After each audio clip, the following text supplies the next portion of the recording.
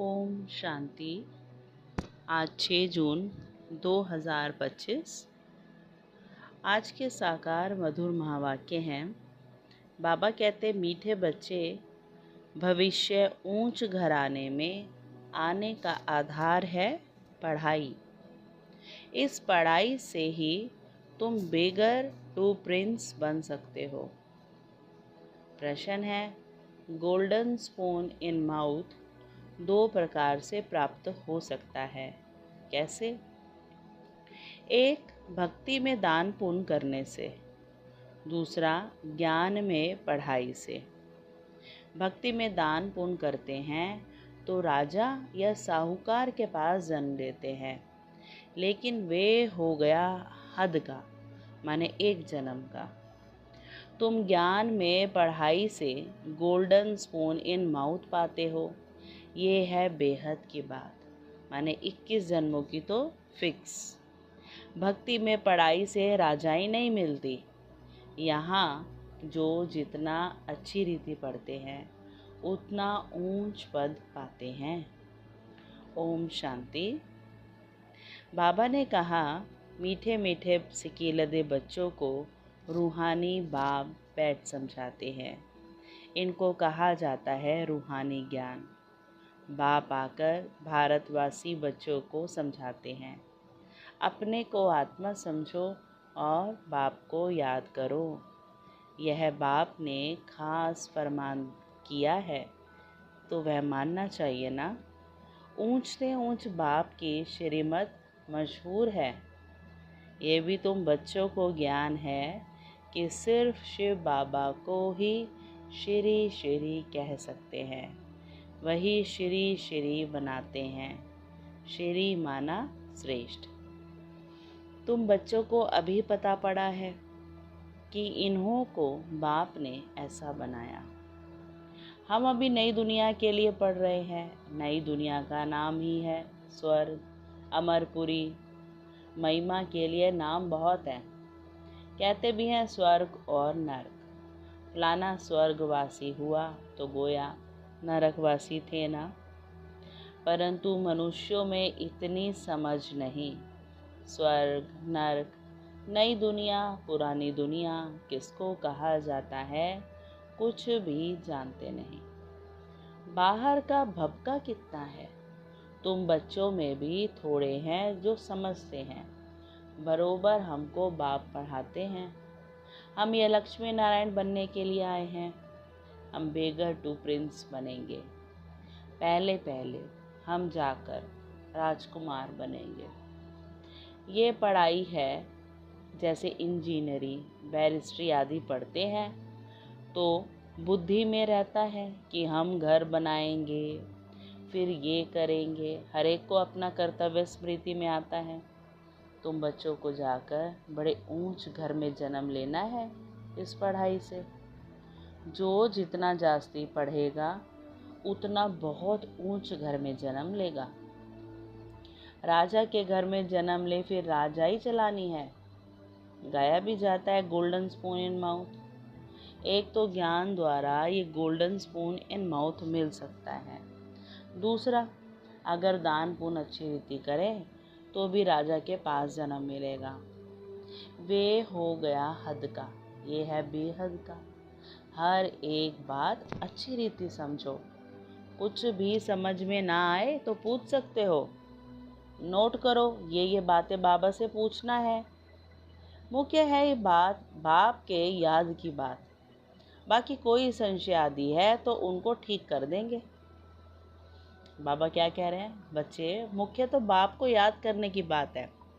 बाकी हम बच्चों में जो संशय आते हैं ना, बाबा कहते हैं बच्चों उनको तो ठीक कर देंगे। माना शिव बाबा उसको चुटकियों में ठीक कर देंगे। यह भी बच्चे जानते हैं, जितना भक्ति मार्ग में दान पुण्य करते हैं तो साहूकार के पास जन्म लेते हैं। जो कोई बुरा कर्म करते हैं तो फिर ऐसा जन्म मिलता है।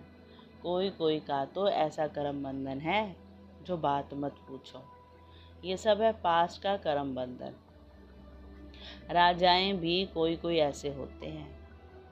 बड़ा कड़ा बंधन, बड़ा कर्म बंधन कड़ा होता है।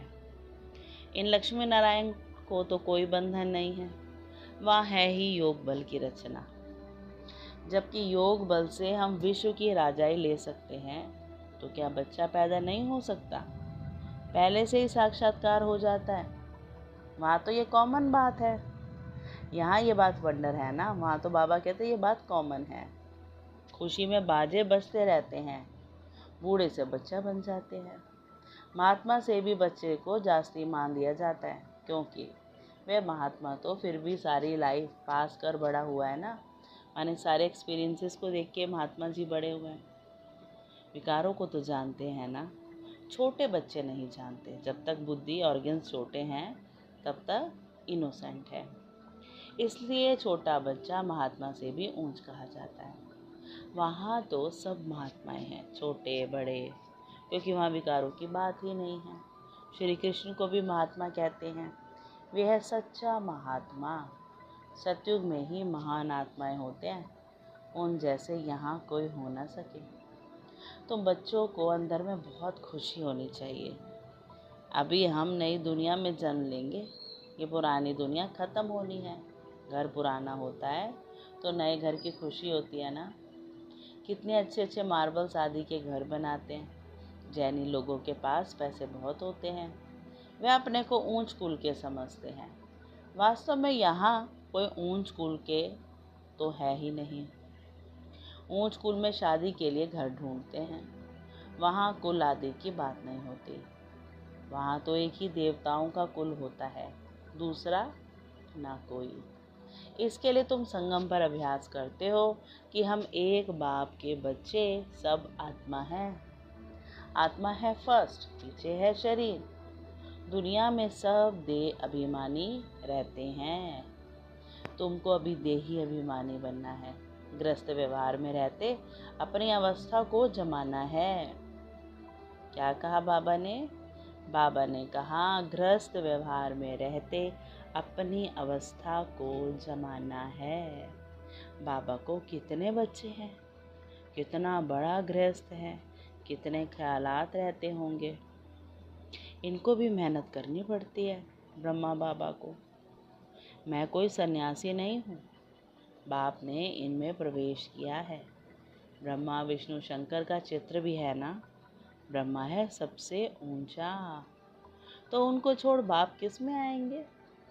ब्रह्मा कोई नया पैदा नहीं होता। देखते हो ना इनको कैसे अडॉप्ट करता हूँ। तुम कैसे ब्राह्मण बनते हो, इन बातों को तुम ही जानो, और क्या जाने। कहते हैं ये तो ज्वारी था, इनको तुम ब्रह्मा कहते हो। उनको क्या पता इतने ब्राह्मण ब्राह्मणियाँ कैसे पैदा होंगे। माने जो संसार की नज़र में जौहर हीरे जवाहरातों के बिजनेस का जौहरी था, बाबा कहते हैं उनको तुम ब्रह्मा कहते हो। एक एक बात में कितना समझाना पड़ता है। ये बहुत गुह्य बातें हैं ना। ये ब्रह्मा व्यक्त, वे अव्यक्त, ये पवित्र बन फिर अव्यक्त हो जाते हैं। ये कहते हैं, माने जो साकार ब्रह्मा है, वे कहते हैं मैं इस समय पवित्र नहीं हूँ। अव्यक्त ब्रह्मा जो बाबा अव्यक्त रूप में दिखाते हैं, उसके लिए बता रहे हैं कि ऐसा पवित्र बन रहा हूँ। प्रजापिता तो यहाँ होना चाहिए ना, नहीं तो कहाँ से आए? प्रजा सारी यहाँ है तो प्रजा का पिता भी यहाँ चाहिए। बाप खुद समझाते हैं मैं पतित शरीर में आता हूँ, इनको जरूर इनको ही प्रजापिता कहेंगे, सूक्ष्म वतन में नहीं कहेंगे। वहाँ प्रजा क्या करेगी? ये इंडिपेंडेंट पवित्र बन जाते हैं। जैसे ये भी पुरुषार्थ करते हैं, वैसे तुम पुरुषार्थ कर इंडिपेंडेंट पवित्र बन जाते हो। विश्व के मालिक बनते हो ना। स्वर्ग अलग, नरक अलग है। अभी तो कितना टुकड़ा टुकड़ा हो गया है।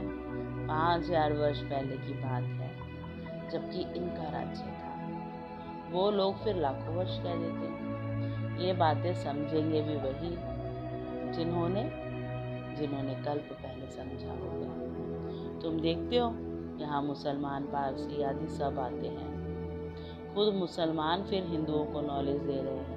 वंडर है ना।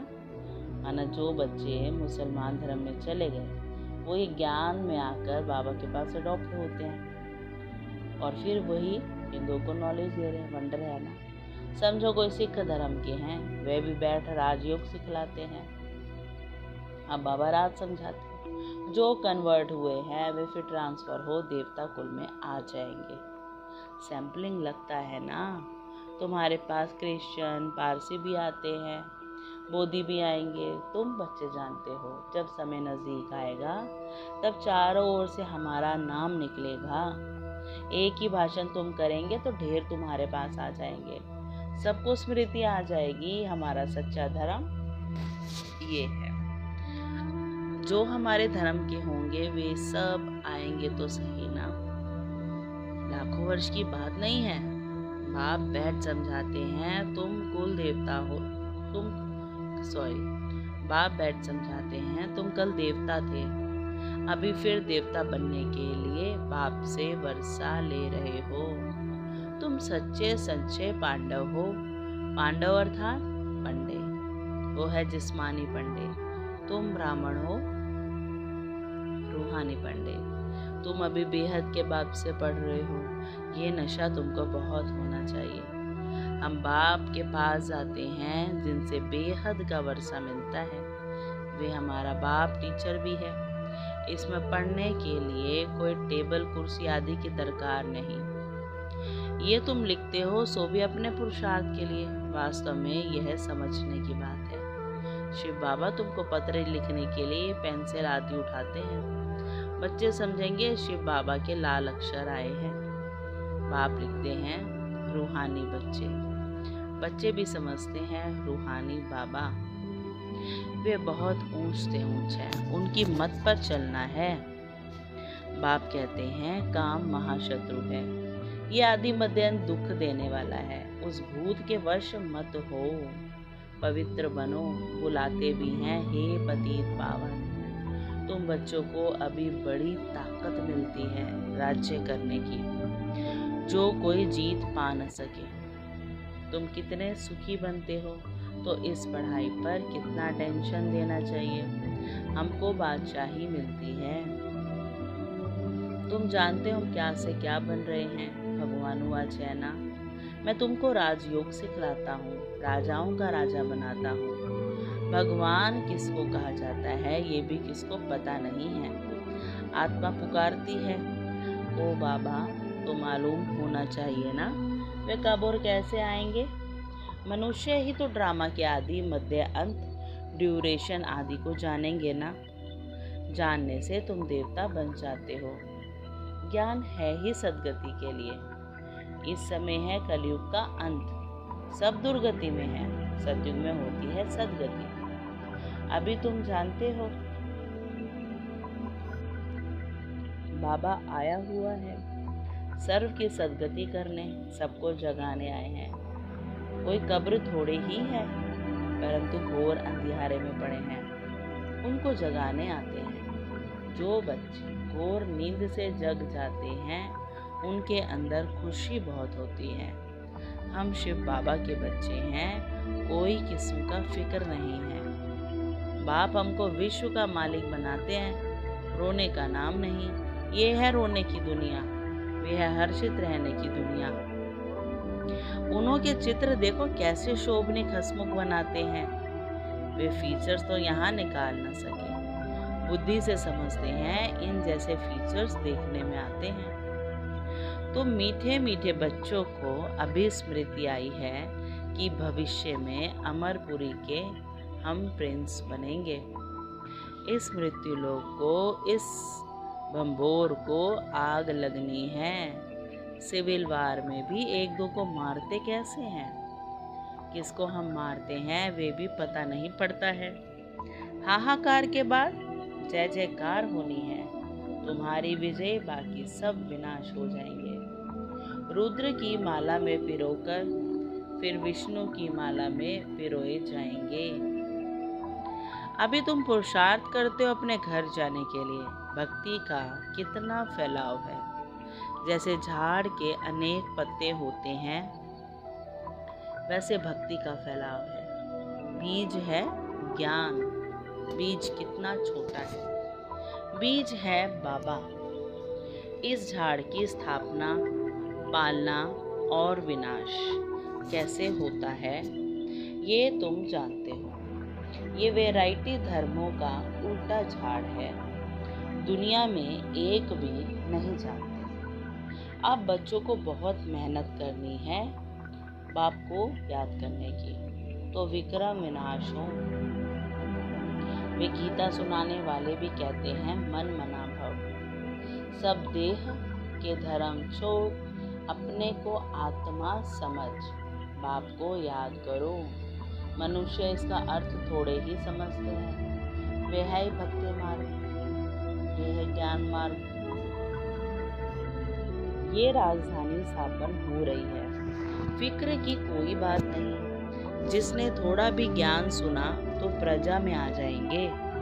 ज्ञान का विनाश नहीं होता है, बाकी जो यथार्थ जान पुरुषार्थ करते हैं वही ऊंच पद पाते हैं। ये बुद्धि में समझ है ना, हम प्रिंस बनने वाले हैं नई दुनिया में। स्टूडेंट इम्तिहान पास करते हैं तो इनको कितनी खुशी होती है। तुमको तो 1000 बार जास्ती अतीन्द्रिय सुख होना चाहिए। हम सारे विश्व के मालिक बनते हैं, कोई भी बात में कभी रूठना नहीं है।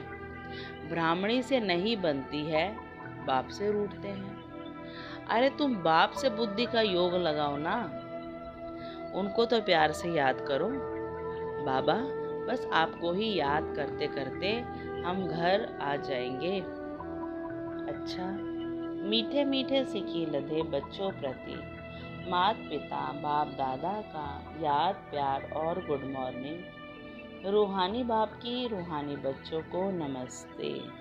हम रूहानी बच्चों की रूहानी बाप दादा को नमस्ते नमस्ते नमस्ते।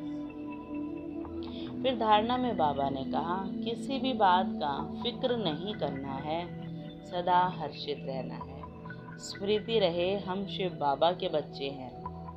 बाप आए हैं हमें विश्व का मालिक बनाने, अपनी अवस्था को एक रस बनाने के लिए देही अभिमानी बनने का पुरुषार्थ करना है। इस पुराने घर से ममत्व निकाल देना है। फिर वरदान दिया बाबा ने, मनन शक्ति द्वारा बुद्धि को शक्तिशाली बनाने वाले मास्टर सर्वशक्तिमान भव।